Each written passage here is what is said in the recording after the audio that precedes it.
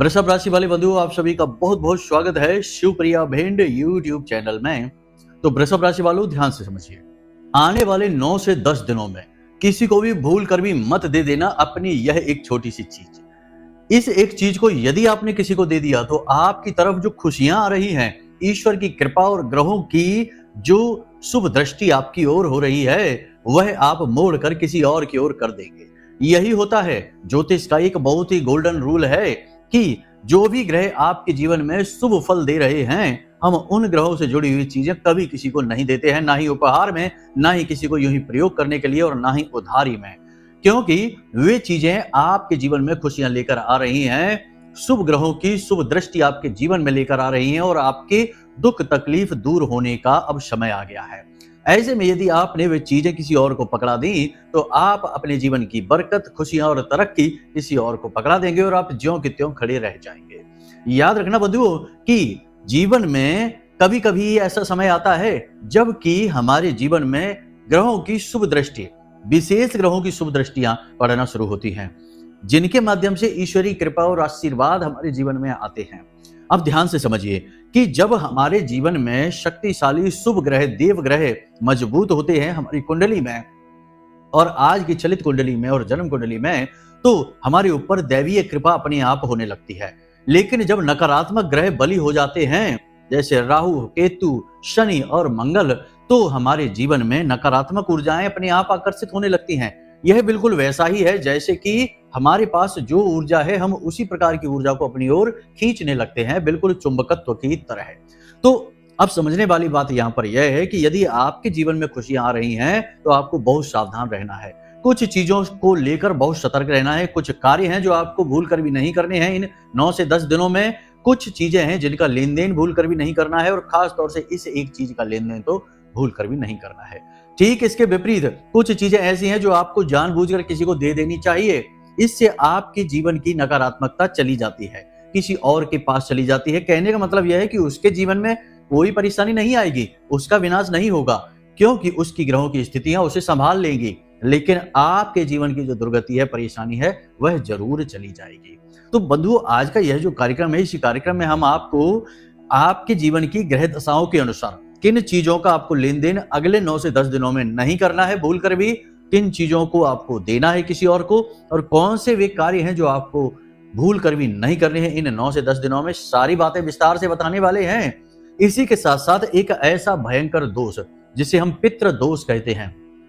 नाम तो आपने इसका बहुत सुन रखा है कि पितृ दोष है, पितृ दोष है, लेकिन ये पितृ दोष है क्या, कौन सी बला है, और ये आपके जीवन में है कि नहीं है, इसके संकेत क्या हैं, लक्षण क्या हैं। वैसे तो सामान्य तौर पर लोग बता ही देते हैं कि क्लेश रहेगा, धन की कमी रहेगी, व्यापार नहीं चलेगा, ऐसे कई प्रकार के संकेत बता देते हैं। लेकिन ठोस प्रमाणित संकेत क्या हैं जिनसे आपको पता लग जाएगा कि आपके जीवन में पितृ दोष है, और सामान्य पूजा पद्धति से यह पितृ दोष समाप्त क्यों नहीं होता है, इसके पीछे कारण क्या है। क्योंकि अगर हमने आपको बता दिया और आपने संकेतों से समझ भी लिया कि पितृ दोष है आपके ऊपर, तो आपने उसकी पूजा पाठ भी करवा दी, पितृ दोष शांति के लिए आपने विशेष पूजा पाठ भी करवा दी, उसके बावजूद भी पितृ दोष शांत क्यों नहीं होता है, इसके पीछे का वैदिक और ज्योतिषीय कारण क्या है, सारी चीजें आपको हम आज विस्तार से बताने जा रहे हैं। मतलब कि आज का यह जो कार्यक्रम है, यह बहुत सारी घटनाओं, जानकारियों और अनुभवों को अपने साथ लेकर आया है। आपका धर्म है कि आप ऐसे बहुमूल्य कार्यक्रमों को अंत तक अवश्य देखें, क्योंकि ये जो कार्यक्रम होते हैं, ये जीवन में क्रांतिकारी बदलाव लाने वाले कार्यक्रम होते हैं और शुद्ध रूप में केवल और केवल जीवन की उन्नति को लाने के लिए तैयार किए जाते हैं। नाम मात्र भी इधर उधर की जानकारी, इधर उधर की बातें नहीं होती हैं हमारे कार्यक्रम में। हम मूल रूप से एक ही विषय को पकड़ते हैं और अच्छी तरह से उसकी सफाई कर डालते हैं और एक एक तार खोलकर आपको पकड़ा देते हैं। अब आप कितना बेहतर तरीके से इस ज्ञान का उपयोग कर पाते हैं, यह आपके ऊपर है। तो कहने का मतलब यह है कि जब आप पूरे ध्यान के साथ ठंडे दिमाग से कार्यक्रम को देखेंगे, तभी तो आपको हमारी बातें समझ में आएंगी, क्योंकि कुछ बातें बीच में कठिन हो जाती हैं, एक दूसरे से जुड़ी हुई बातें हैं, तो कभी कभी आप भ्रमित हो जाते हैं कि कहां पहुंच गए, हम क्या बता रहे हैं। तो कहने का मतलब यह है कि पूरा ध्यान, पूरा चित्त आपका कार्यक्रम की ओर होना चाहिए। इसे कोई हल्का और मामूली कार्यक्रम समझने की भूल नहीं कर बैठना, वरना आपको बहुत पछताना पड़ेगा, क्योंकि आने वाला समय कठिन बहुत है और इस कठिन समय में आपको बहुत संभल कर चलना होता है। जब समय कठिन होता है तो संभल कर चलना, फूक फूक कर चलना और अनावश्यक गतिविधियों को ना करना सबसे ज्यादा चतुराईपूर्ण तरीका माना जाता है और इसी को आपको हम सिखाना चाहते हैं इस कार्यक्रम के माध्यम से। तो उम्मीद करते हैं कि आपको सारी बातें हमारी समझ में आ गई हैं। अब आप कार्यक्रम में अंत तक अवश्य ठहरेंगे। अब यदि आपको 2 मिनट वाला ज्ञान चाहिए कि जल्दी से पॉइंट पर आ जाओ, जल्दी से 2 मिनट में बातें बता दो, तो आप गलत जगह आ गए हैं। हमारे यहाँ इस तरह काम नहीं होता। हम शुरू से लेकर अंत तक यानी जड़ से लेकर और ऊपर चोटी तक का सारा ज्ञान देते हैं और एक एक करके हर बात को विस्तार से समझाते हैं ताकि कोई मन में डाउट ना रह जाए, कोई कमी ना छूट जाए कि बात आपने सुन भी ली, मान भी ली, तब भी काम ना हुआ। ऐसी कोई बात नहीं होगी। इसलिए हम चीजों को थोड़ा सा आगे खींच कर ले जाते हैं, लंबा कार्यक्रम बनाते हैं ताकि कोई गुंजाइश ही ना रह जाए। तो टाइम पास वाले, 2 मिनट वाले और छोटे छोटे चुटकुले और जोक पर हंसने वाले और जीवन की दुख तकलीफों में हर वक्त बस रोने वाले, कुछ करने वाले नहीं, ऐसे नाकारे लोग इस कार्यक्रम को त्याग दें। इनसे निवेदन है हमारा कि आप जाइए कहीं कॉमेडी वीडियो देखिए। आप लोगों के लिए अभी ये कार्यक्रम नहीं है, फिर कभी देखना। तो कहने का मतलब यह है कि यहाँ शुद्ध और बुद्ध ज्ञानवान लोगों की आवश्यकता है जो सचमुच में जीवन में क्रांति लाना चाहते हैं।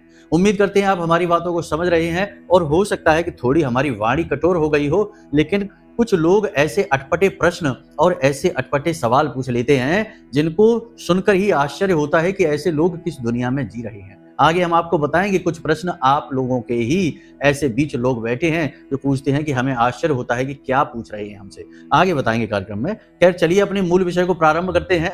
महामाई को याद करते हुए कमेंट बॉक्स में पूरे भक्ति भाव के साथ लिख डालिए, जय मां भद्रकाली कृपा करो।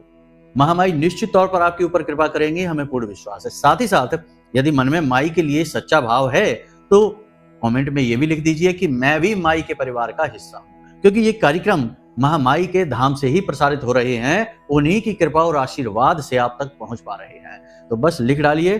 चलिए अपने अब मूल विषय को शुरू करते हैं। प्यारे मित्रों, हमारे अत्यंत प्रिय और परम पूज्य अमिताचार्य जी के पास मां बगलामुखी और मां भद्रकाली की साधनाओं का वर्षों का अनुभव है और माता रानी की इनके ऊपर पूर्ण कृपा और सिद्धि है। आचार्य जी ने अपने सटीक कुंडली विश्लेषण और श्रेष्ठतम उपायों के माध्यम से हजारों लोगों के जीवन को खुशियों से भरा है। आचार्य जी का कुंडली विश्लेषण और उपाय करवाने का तरीका इतना अद्भुत है कि जीवन के हर एक दुख और कष्ट का कारण जड़ से ही समाप्त हो जाता है।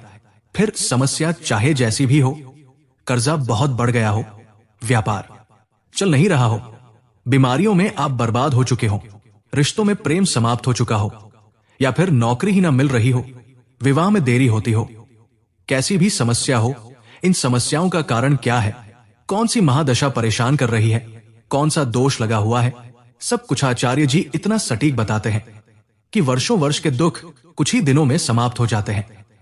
अगर आपके जीवन में भी कोई ऐसी संकट की घड़ी है तो यही सही समय है जब आप पूज्य आचार्य जी के हाथों से अपनी कुंडली का विश्लेषण करवाएं और वर्षों से चल रहे दुखों और संकटों के इस चक्र से बाहर निकल जाए। प्यारे मित्रों, अभी वीडियो में दिए गए नंबरों पर फोन करिए और अपनी कुंडली का श्रेष्ठतम आकलन करवा डालिए। जिंदगी बदलने का ये सबसे बड़ा मौका हाथ से मत जाने दीजिएगा। जय माई की। महामाई आपका कल्याण करे। बंधुओं ध्यान से सुनिए, अभी भी आपकी कुंडली में पिशाच योग बना हुआ है, अभी भी राहु के साथ शनि बैठा हुआ है, अभी भी बुध और शुक्र इनके साथ बैठे हुए हैं। बुध है वाणी, बुद्धि, व्यापार और शुक्र है आपका धन, ऐश्वर्य, वैभव, पारिवारिक सुख। सब इन पापी ग्रहों की चपेट में आया हुआ है और अभी आपको बहुत संभल कर चलने की आवश्यकता है। हालांकि कुछ पॉजिटिव एनर्जी आपके जीवन में जरूर आई है सूर्य देवता की गोचर की वजह से, साथ ही साथ गुरु ग्रह के नक्षत्र परिवर्तन की वजह से भी पॉजिटिव एनर्जी आपके जीवन में आई है। लेकिन अभी आपको ज्यादा गति से आगे बढ़ने की आवश्यकता नहीं है, ज्यादा जोश में आकर फैसले लेने की जरूरत नहीं है, जल्दबाजी में जोश में आकर और कम प्लानिंग करके बिना सोचे समझे आगे आपको बढ़ने की आवश्यकता नहीं है, वरना चोट खा जाएंगे, नुकसान करवा बैठेंगे। तो सबसे पहले बात करते हैं कि कौन से हैं वो 4 काम जो आपको इन 10 दिनों में भूल कर भी नहीं करने हैं। संभल कर चलना है, सारी बातों को विस्तार से समझ लेना है। सबसे पहला काम, किसी से भी कोई वादा नहीं करना है। जी हाँ बंधुओं, वादा जैसे कि आपने किसी से कर दिया कि चिंता ना करो हम आपकी मदद करेंगे पूरी तरह से, और वह इंसान दूसरे ही दिन आपके घर खड़ा हो जाएगा आकर और कहेगा कि लाओ हमें पैसे की जरूरत है, आपने तो वादा कर दिया। अब आप वादे से पीछे हटने वाले इंसानों में से नहीं हैं। आप ऐसे इंसान हैं जो अपनी बात जो कहते हैं उस पर अडिग रहते हैं। चरित्र के ऊंचे इंसान हैं आप, अपनी बात का मान रखना जानते हैं, तो आपको उसकी मदद करनी पड़ेगी। आपकी जेब खाली हो जाएगी। और इस वक्त में यदि आपने किसी को धन दे दिया, किसी को कोई वादा दे दिया, किसी को कोई चीज दे दी, आप वहां से आपका बिगाड़ खाता हो जाएगा। आपको चीज वापस नहीं मिलेगी, धन वापस नहीं मिलेगा, अटक जाएगा, आपका काम रुक जाएगा और आपसे रिश्ता भी आपका खराब हो जाएगा। तो सीधी सी बात है कि किसी को पक्का वादा नहीं देना है इन 10 दिनों में, किसी भी चीज का कोई वादा नहीं, ठीक है। दूसरा, मौके अवसर आपके जीवन में आ रहे हैं, इन 10 दिनों में भी आएंगे, लेकिन इतने गुपचुप और शांत तरीके से आएंगे कि आप पता ही नहीं लगा पाएंगे। आप अपनी ही दुनिया में, अपनी ही बातों में मगन रहेंगे और मौका आकर कब चला जाएगा पता ही नहीं चलेगा। तो बहुत ही बारीकी से अपने जीवन की घटनाओं पर और बदलने वाली परिस्थितियों पर नजर रखनी है। कौन क्या कह रहा है, किस प्रकार का वातावरण है, कौन सी चीजें हैं जो जीवन में नई होनी शुरू हो गई हैं और कौन सी वो बातें हैं जो जीवन को बदल सकती हैं। कहीं से कोई ऑफर आ गया है, कहीं से पार्टनरशिप का ऑफर मिल रहा है, कहीं से फंड मिल रहा है, कहीं से लोन मिल रहा है, किसी प्रकार की मदद मिलनी चाहती है। सतर्क जरूर रहिए, लेकिन बिल्कुल ही रिजेक्ट मत करिए, उन पर नजर रखिए। ये आपके लिए मौके भी हो सकते हैं। कहने का मतलब यह है कि बहुत ही सावधानी के साथ चलना है, अवसर और मौके भी आपको मिलने वाले हैं। तो आप बारीकी से नजर रखेंगे तो ही पहचान पाएंगे, वरना तो आप कब गवा देंगे चीजों को पता भी नहीं चलेगा। तीसरा कार्य कि आपको इन 10 दिनों में, जी हाँ, महीने का अंत है, 10 दिन हैं और नकारात्मकता भी है, साथ ही साथ सकारात्मकता भी है। दोनों प्रकार की ऊर्जाएं आपके आसपास एकत्रित हैं। तो आप कौन सी ऊर्जा को बढ़ाना चाहेंगे, नेगेटिव एनर्जी को या पॉजिटिव को? सीधी सी बात है, देवताओं की ऊर्जा को बढ़ाना चाहेंगे, प्रभु की कृपा को जीवन में लाना चाहेंगे, तो नकारात्मक ऊर्जा को बढ़ाने वाली एक्टिविटीज, गतिविधियां नहीं करनी है। जैसे कि आपको मांसाहार नहीं करना है, शराब नहीं पीनी है, व्यर्थ में झूठ नहीं बोलना है और गप्पे नहीं हाँकनी है। जब हम कहीं बैठकर गप्पे हाँकते हैं, समाज में हम देखते हैं लोगों को, तो अक्सर होता यह है कि किसी एक व्यक्ति के बारे में ही अनाप शनाप बातें की जा रही होती है, जबरदस्ती में ही किसी का चारित्र का हनन किया जा रहा होता है, मजाक उड़ाया जा रहा होता है और उल्टे सीधे प्रपंच किए जा रहे होते हैं। जानते हैं, श्रीमद् भागवतम में कलयुग को राजा परीक्षित ने 4 स्थान बताए थे रहने के लिए। तो वो 4 स्थानों में से एक स्थान वह था कि जहां लंपट लोग बैठकर इधर उधर की चुगलियां कर रहे हैं, फिजूल की बातें कर रहे हैं, एक दूसरे की बुराइयां कर रहे हैं। तो ये जो स्थान होता है, ये हमें देखने में ऐसा लगता है कि यहाँ तो कोई बुराई नहीं है, आराम से बैठते हैं, टाइम पास कर लेते हैं। लेकिन यही वो स्थान है जहाँ कलयुग बहुत ही भीषण रूप में मौजूद होता है। इसका प्रमाण यह है कि जो लोग इस तरीके की गतिविधियों में ज्यादा शामिल होते हैं, उन लोगों के जीवन में कभी भी सुख नहीं आ सकता है। हमेशा वे लोग रोगी रहेंगे, घर से तकलीफ में रहेंगे, यानी हमेशा क्लेश का वातावरण रहेगा। और पैसा तो उनके जीवन में आएगा, लेकिन वो पैसे को संभाल नहीं पाएंगे। लाखों रुपए भी उनके जीवन में आएंगे, तब भी वो 1 रुपया भी अपनी जेब में बचा कर नहीं रख पाएंगे। सब का सब अपने आप निकल जाएगा, क्योंकि ये कलयुग है। दूसरा कि ऐसे लोग घोर नकारात्मक होते हैं। ऐसे लोगों के पास बैठने से भी, आप यदि सकारात्मक हैं, आप हमेशा ईश्वर की भक्ति करने वाले हैं, तो आपको ऐसे लोगों के साथ बैठने में भी बड़ा ही ज्यादा घबराहट सी होने लगती है, क्योंकि ऐसे लोग भयंकर नकारात्मक ऊर्जा को साथ लेकर चल रहे होते हैं। तो ऐसे लोगों से दूर रहना, इस तरीके के वातावरण से दूर रहना है, ये बहुत ज्यादा जरूरी है आपके लिए। चौथा काम, ध्यान से सुनिए, पशु की हिंसा नहीं करनी है। पशु हिंसा बहुत ज्यादा हो रही है आज के समाज में। लोग अपना क्रोध पशुओं पर निकाल देते हैं। कोई जानवरों को पीट देता है, मार देता है, मांसाहार कर रहे हैं, या फिर उल्टी सीधी तरीके की क्रूरताएं जानवरों के साथ हो रही हैं। याद रख रहे हैं कि देवों के देव महादेव और पशुपति नाथ महादेव आपको देख रहे हैं। और एक चीज याद रखना कि जितने भी दैवीय शक्तियां हैं, हमारे जितने भी देवी देवता हैं, सबने अपने वाहन पशुओं को ही बनाया, अपने पशुओं को ही अपने आसपास क्यों रखा हुआ है? क्योंकि ये जो पशु हैं, ये इनकी ये जो योनि होती है, ये कष्ट योनि होती है, पीड़ा योनि कहा जाता है। ये पशु तो वैसे भी पीड़ा भोगने के लिए इस संसार में आए हैं। किसी न किसी पाप की वजह से वो इस योनि में आए हैं और अपना पाप काट रहे हैं। लेकिन यदि आप इनके कष्ट बढ़ाने का कार्य करते हैं, इन्हें पीटते हैं, मारते हैं, हिंसा करते हैं, तो आप इनके पाप में भागी हो जाते हैं, मतलब कि इनका पाप आपके ऊपर आने लगता है। आपके जीवन में जो खुशियां आ रही होती हैं वो बाधित होने लगती हैं, कष्ट बढ़ने लगते हैं, बीमारियां आने लगती हैं, यानी इनके पाप जो होते हैं ना वो आपकी तरफ आने लगते हैं। इसलिए आपको इनसे दूर रहना है, इनकी सेवा करनी है, इन्हें खाने पीने को देना है, तो इससे आपका पुण्य का घड़ा भरता है और इनकी जो ये योनि है जिसमें ये कष्ट भोगने आए हैं उससे भी इन्हें राहत प्राप्त होती है, तो इनकी आत्मा भी तृप्त होकर आपको आशीर्वाद देती है। याद रखना कि चाहे पशु की आत्मा हो, चाहे चींटी की आत्मा हो, चाहे इंसान की आत्मा हो, आत्मा तो सबकी एक ही है, बस शरीर अलग अलग हैं। तो आत्म तत्व तो सब कुछ जानता है और सब कुछ देख रहा है। हो सकता है कि जो पशु घूम रहा है आज आपके आसपास, पिछले किसी जन्म में वो मानव देह लेकर घूमता हो और उसे सारा ज्ञान हो दुनियादारी का, अध्यात्म का, लेकिन किसी गलती की वजह से आज वह पशु योनि में भटक रहा है। आपने उसे कष्ट पहुंचा दिया तो आपने अपना पाप का घड़ा भर लिया, तो इससे दूर रहना है, ये कर्म आपको नहीं करना है। अंतिम कार्य जो आपको भूल कर भी नहीं करना है इन 10 दिनों में, ध्यान से समझिए, किसी पर भी अंधविश्वास नहीं करना है। धोखा खाएंगे, चोट खाएंगे, पिशाच योग बना है, राहु अति सक्रिय हो जाएगा। आपने जैसे ही किसी के ऊपर विश्वास कर लिया, अंधविश्वास। अब विश्वास आप कहां करते हैं?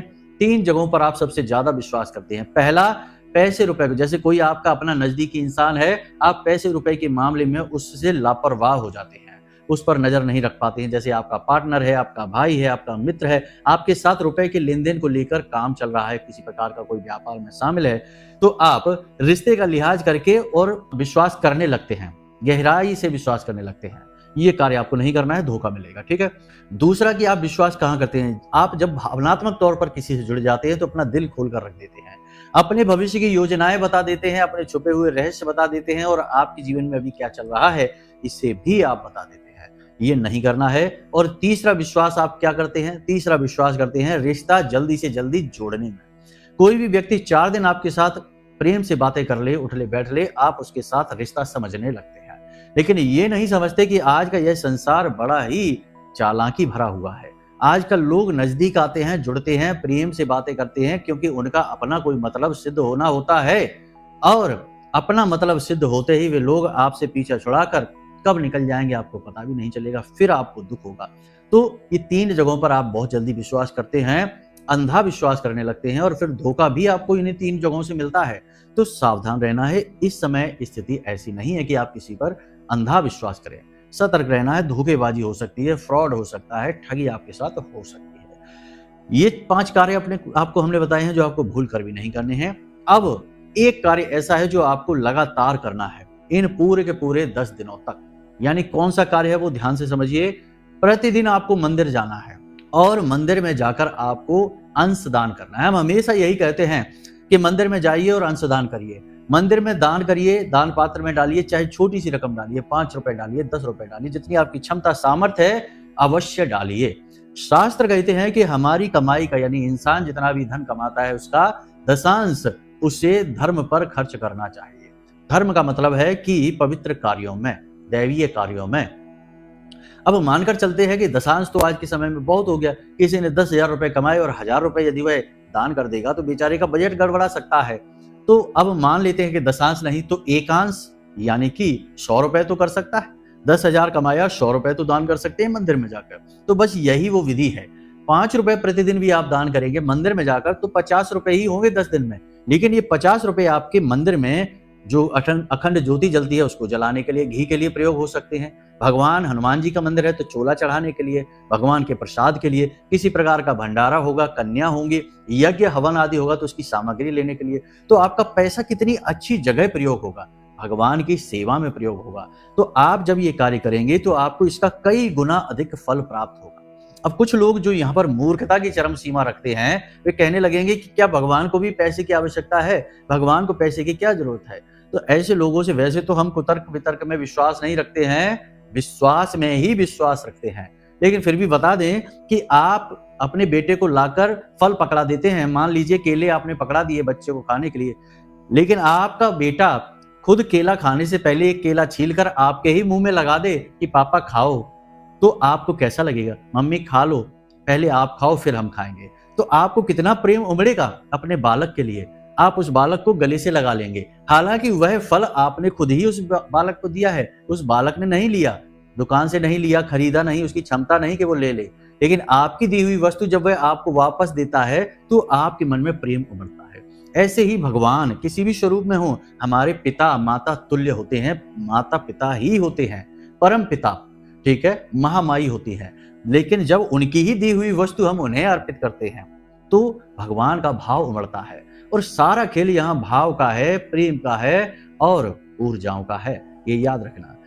तो बस उम्मीद करते हैं कि यहाँ तक आपको सारी बातें समझ में आ गई। अब आप समझिए कि कैसे विचित्र प्रश्न लोग पूछते हैं। हमने अभी शुरू में कार्यक्रम में बोला था कि लोग बड़े बड़े विचित्र प्रश्न पूछने लगते हैं। हमने अपने एक कार्यक्रम में बताया कि हम गाय हमारी माता होती है, हम गाय की सेवा क्यों करते हैं, गाय को हम दान क्यों करते हैं और गाय से कैसे हमारे ग्रहों की ऊर्जाएं सकारात्मक होती है। यानी गाय के विषय में हमने बताया तो एक महाशय हमसे प्रश्न करके पूछ रहे कि महाराज जी, अगर गाय हमारी माता है तो क्या सांड को हम अपना पिता कह सकते हैं?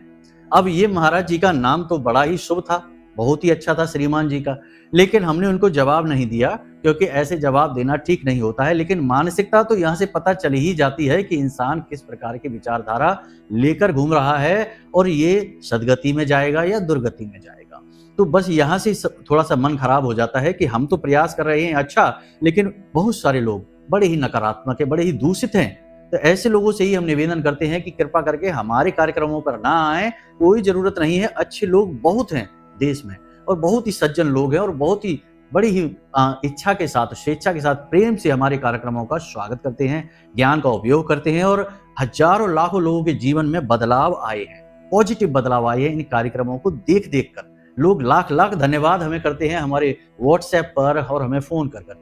खैर चलिए, माई की कृपा है, महामाई का ही आशीर्वाद है जो इस माध्यम से उनके जीवन में पहुंच रहा है। अब ध्यान से सुनिए, हम आपको बताते हैं पितृदोष के बारे में। फिर से एक चीज के विषय में बताएंगे, ठीक है, कि ये आपको भूल कर भी किसी को नहीं देनी है। पितृदोष के विषय में, पितृदोष के आपको हम 4 बहुत ही स्पष्ट संकेत बताते हैं और ये 4 संकेत आपके जीवन में, 4 में से यदि 3 भी हैं, 2 भी संकेत हैं, तो समझ जाना कि आपके ऊपर पितृदोष लगा हुआ है। जी हाँ, क्या है वो संकेत, ध्यान से समझिए। सपने में आपको लगातार सांप दिखाई देते हैं। जी हाँ, सांप दिखाई देते हैं आपको सपने में लगातार, तो समझ जाना कि आपको पितृदोष लगा हुआ है। अब लगातार का मतलब है कि हर 2-4 दिन में आपको एक ऐसा सपना आता है जिसमें आपको बार बार सांप दिखाई देते हैं। काला सांप दिखाई देता है, पीछा करता हुआ सांप, आपको डसता हुआ सांप, आपको घेर कर खड़ा हुआ सांप, ऐसे सांपों के सपने ज्यादा आते हैं तो समझ जाना कि आपको पितृदोष लगा हुआ है, भीषण पितृदोष है आपके ऊपर। दूसरा, कि सपने में यदि आपको मृत परिजन आपके दिखाई देते हैं, जी हाँ, आपके मृत परिजन आपको दिखाई देते हैं, ये शुभ संकेत नहीं है। कोई आपको कह देगा कि ये शुभ संकेत है, आपके परिजन दिखाई दे रहे हैं, वो आपको आशीर्वाद दे रहे हैं, अरे नहीं, ठहरो, इस तरह नहीं। आपके मृत परिजन अगर आपको दिखाई दे रहे हैं मतलब कि उनकी मुक्ति नहीं हुई, ना ही वो पितृलोक में गए हैं, वो यहीं भटक रहे हैं और सपने में आपको तभी तो वो दिखाई दे रहे हैं क्योंकि उनके साथ आपका नाता था जब वो जीवित थे, तो अब उनसे आपकी ऊर्जा जुड़ी हुई है तो वे आपको सपने में दिखाई दे रहे हैं। लेकिन इसका मतलब ये नहीं है कि वे आपके पितृ पूर्वज हैं, वो शुभ करने के लिए आपको दिखाई दे रहे हैं। मरने के बाद यदि कोई पितृलोक नहीं जाता है, कोई तृप्त नहीं होता है, तो वह प्रेत बनता है और प्रेत का सपने में दिखना कभी भी शुभ नहीं होता है, चाहे वह आपका रिश्तेदार ही क्यों ना हो, अपना ही क्यों ना हो। अगर सपने में आपको दिखाई देते हैं कुछ कुछ समय के बाद, समझ जाइए कि आपके ऊपर पितृदोष लगा हुआ है, कुछ ना कुछ गड़बड़ है, समाधान बहुत ज्यादा जरूरी है। चौथा संकेत, आप जब खाना खाते हैं तो खाना खाते समय हर 2-4 दिन में ऐसा होता है कि आपके कौर में, जो आपने निवाला लिया, कौर लिया, उसमें बाल आ जाता है, आपके भोजन में बाल आ जाता है, बार बार आपके भोजन में बाल आता है, हर 2-4 दिन में ऐसा होता है। आप खूब कहते हैं घर की महिलाओं से कि थोड़ा सावधानी से काम करो, खूब सावधानी से काम भी वो करती हैं, फिर भी खाने में बाल आ ही जाता है। यह भी पितृदोष का बड़ा ही पुख्ता प्रमाण है।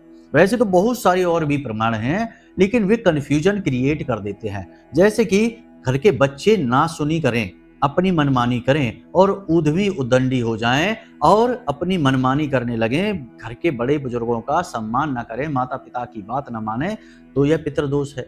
घर में कोई बीमारी लगातार बनी रहे तो यह पितृदोष है। धन का आगमन, लाख प्रयासों से भी घर में धन ना आए और धन खूब आए, घर में 4 लोग कमाने वाले हैं तब भी घर में धन का संचय ना हो पाए, धन आ रहा है दूसरी तरफ से जा रहा है, जेबें खाली की खाली ही हैं, खर्चे जो के तो बने हुए हैं, पैसा कहाँ से आ रहा है और कहाँ जा रहा है कुछ पता ही नहीं चल रहा है, ये भी पितृदोष है। तो पितृदोष के वैसे तो बहुत सारे संकेत हैं, लेकिन स्पष्ट संकेत 4 हैं जो हमने आपको बता दिए। इनमें से यदि 2 संकेत भी हैं आपके पास, या अभी तक आपने कभी ऐसे सोचा नहीं है, तो अब आप गौर करना आने वाले 10 से 15 दिनों में। यदि आपको ऐसे संकेत लगातार मिल रहे हैं, समझ जाना कि पितृदोष है, निवारण करना बहुत अनिवार्य है। अब निवारण कैसे करेंगे? तो पितृदोष किस ग्रह से आ रहा है, क्योंकि पितृदोष भी अलग अलग प्रकार के होते हैं, अलग अलग स्थिति से बनते हैं। कुंडली से देखकर बेहतर तरीके से पता लगाया जा सकता है, तो आप अपनी कुंडली को दिखवाएं। कुंडली में आपके किस ग्रह से पितृदोष आ रहा है, उस ग्रह से पितृदोष समन का विशेष पद्धति, विशेष उपाय है, क्रियाएं हैं। अगर उन क्रियाओं से ही पितृदोष का समन किया जाएगा, तब पितृदोष शांत होता है। ये नहीं कि बस ऐसे ही गए और किसी भी ब्राह्मण से और किसी भी पंडित से कुछ भी जाकर पूजा पाठ करवा के चले आए, पितृदोष कभी शांत नहीं होगा। तुक्केबाजी की पूजा से पितृदोष शांत नहीं होता है। यह विशेष विधि, पद्धति और विधान से होता है, ग्रहों के आधार पर होता है पितृदोष, और किस ग्रह से है यह जानना बहुत जरूरी है। और उसी ग्रह की विशेष पद्धति से कुछ विशेष क्रियाएं होती हैं, उन क्रियाओं के माध्यम से पितृदोष को शांत किया जा सकता है। अन्यथा आप खूब पूजा करवाते रहिए। बहुत से लोग हमसे कहते हैं कि गुरुजी हमने तो बहुत पूजा करा ली, नासिक में जाके करा ली, गया करा ली, ये करा लिया, वो करा लिया, श्राद्ध पक्ष में भी खूब पूजा करा दी, सब कुछ करा दिया, पिंडदान तर्पण आदि, लेकिन पितृदोष शांत क्यों नहीं हो रहा? तो इसीलिए तो नहीं हो रहा है क्योंकि आपको पता ही नहीं कि आपको किस ग्रह से पितृदोष आ रहा है, यानी किस प्रकार का पितृदोष है। तो आपको जब बीमारी ही नहीं पता है तो आप दवाई कुछ भी दे रहे हैं उल्टी सीधी, बीमारी कैसे ठीक हो जाएगी? सोचने वाली बात है। देखो बातें स्पष्ट हैं लेकिन कड़वी हैं, क्योंकि सत्य है। सत्य हमेशा कड़वा ही होता है, खास तौर से इस कलयुग में। यहाँ सत्य कड़वा है और झूठ बड़ा ही मीठा और रसीला है। इसीलिए तो बाजार में झूठ खुलेआम धड़ल्ले से बिक रहा है। आप देखिए एस्ट्रोलॉजी के वीडियो में मीठी मीठी बातें करके जाते हैं लोग, और लोगों के जीवन में कुछ हो ही नहीं रहा। एस्ट्रोलॉजर भाई साहब कह रहे हैं कि बहुत पैसा आने वाला है, जिंदगी में उन्नति है, तरक्की है, कर्जा समाप्त हो जाएगा, दैवी कृपा आ रही है, लेकिन जो सुन रहा है वह बेचारा कर्जे के मारे परेशान है, नौकरी लग नहीं रही है, घर में बेरोजगारी फैली है, बीमारी फैली है, बेचारा एक एक पाई पाई को परेशान है। और उसकी जो राशिफल चल रही है वो कहता है कि दुनिया भर का पैसा आ रहा है, बहुत अच्छे योग बन गए हैं, और 2 दिन बाद ही कहने लगता है कि योग खराब बन गए हैं, बहुत बर्बादी आ रही है। तो ये जो कार्यक्रम है, ये जो तरीके हैं, ये ठीक नहीं है। सत्य बताना बहुत जरूरी है। ये कड़वा होता है, हर एक को सुनना पसंद नहीं होता, इसीलिए इसकी आलोचना भी बहुत होती है। हम तो अपना काम कर रहे हैं, आप अपने हिसाब से समझिए चलिए। अब बात करते हैं इस एक चीज की जो आपको भूल कर भी किसी को नहीं देनी है। ध्यान से समझिए, इलेक्ट्रॉनिक चीज या मशीनी कोई भी चीज, यानी मशीनी उपकरण या इलेक्ट्रॉनिक कोई भी आइटम, दोनों ही राहु और शनि से समर्पित हैं। आपको भूल कर भी ये 2 चीजें किसी को नहीं देनी है, किसी को भी प्रयोग के लिए नहीं देनी है, चाहे मित्र हो, आपका भाई हो, कोई भी हो। हाँ, एक बात जरूर है कि ये चीजें आप मंदिर में जाकर दान करेंगे अगले 10 दिनों में, 9-10 दिनों में, तो आपको बहुत अधिक लाभ प्राप्त होगा। ठीक है, क्योंकि ये पिशाच योग को कहीं ना कहीं किसी न किसी प्रकार से थोड़ा सा कमजोर कर देगा। नकारात्मक ग्रह योगों से जुड़ी चीजें जब हम मंदिर में जाकर दान कर देते हैं तो उनका प्रभाव कमजोर पड़ जाता है, क्योंकि ग्रहों से ऊपर देवी देवता हैं। तभी तो हर एक राशि के जो ग्रह होते हैं उन ग्रहों के आराध्य भी होते हैं। मंगल के हनुमान जी हैं, गुरु के नारायण हैं, और शनि देव के भोलेनाथ हैं, शिव जी हैं। तो ऐसे करके आप समझ रहे हैं ना सारी बातें। तो ये सारी बातें हमने आपको विस्तार से इस कार्यक्रम में समझाई हैं। आपको सारी बातें ठंडे दिमाग से समझनी है, और 10 दिनों का पूरा रोड मैप हमने आपको दे दिया है। कल के कार्यक्रम में हम आपको विशेष तौर पर यह बताएंगे कि क्यों लाख प्रयास करने के बाद भी, अच्छा स्वभाव, अच्छी आदतें और पूजा पाठ भक्ति करने के बावजूद भी जीवन में दुख दूर नहीं होता है। इसका विशेष कारण क्या है और निवारण का विशेष वैदिक सूत्र क्या है। ऐसा महाशक्तिशाली उपाय हम आपको बताएंगे जिससे सचमुच में धन वर्षा ही होगी। 24 दिनों के अंदर अंदर आप अमीर बन जाएंगे। बस उस उपाय को अच्छी तरीके से कर लेना, गारंटी के साथ हम आपको कहते हैं। पुराणों से लिया गया महाशक्तिशाली और बेहद गुप्त उपाय है। कोई नहीं बताता इस उपाय को, क्योंकि लोग पैसे लेकर बताते हैं चीजें। हम आपको माई की सेवा में देंगे। तो अगले कार्यक्रम को पूरा अवश्य देख लेना, अंत तक देखना। चलिए बंधु, आज के इस कार्यक्रम को यहीं समाप्त करते हैं। यदि कोई मन में प्रश्न उठे या कुंडली विश्लेषण कराना हो तो नंबर हमने वीडियो में दे रखे हैं। इन नंबरों पर फोन करिए, सारी जानकारी प्राप्त करिए, और एक छोटी सी दक्षिणा के साथ अपनी कुंडली का श्रेष्ठतम आकलन करवाइए। हम स्वयं आपकी कुंडली का आकलन करके देंगे कि क्या दोष है, क्या समस्या है, पितृ दोष है, गंडमूल दोष है, मांगलिक योग है, या फिर विष दोष बना है, कौन सा दोष है कुंडली में, क्या समस्या है, क्या कारण है और उसके श्रेष्ठ निवारण क्या है, जिससे आपकी दिनों में जिंदगी चमकेगी। तो चलिए बंधु, आज के कार्यक्रम को यहीं विराम देते हैं। हमेशा हंसते रहिए, मुस्कुराते रहिए, सकारात्मक रहिए और महामाई पर अपनी आस्था और विश्वास बनाकर रखिए, क्योंकि महामाई की ही कृपा से आपका जीवन बदलेगा, खुशियां आएंगी। तो प्रेम से बोलिए जय माई की। महामाई आपका कल्याण करें। धन्यवाद। हमारे प्रिय और परम पूज्य आचार्य जी ने अपनी साधनाओं के अनुभवों पर आधारित शक्तिशाली उपाय और क्रियाओं के माध्यम से हजारों लोगों के जीवन को पूरी तरह से बदला है। आचार्य जी के द्वारा बताया गया हर एक उपाय इतना सटीक और कारगर होता है कि जो भी इसे पूरे भाव के साथ कर लेता है उसे साक्षात महामाई की कृपा और आशीर्वाद प्राप्त हो जाती है। इसलिए निसंकोच इन उपायों को पूरे भाव के साथ करिए, आपका कल्याण होगा। जय माई की।